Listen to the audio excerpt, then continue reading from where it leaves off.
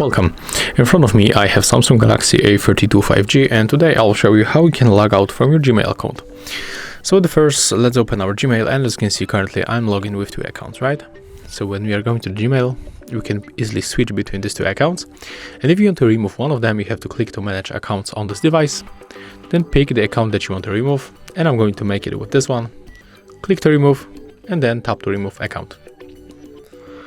And as you can see right now, when we go back to the Gmail, we don't have this second account login.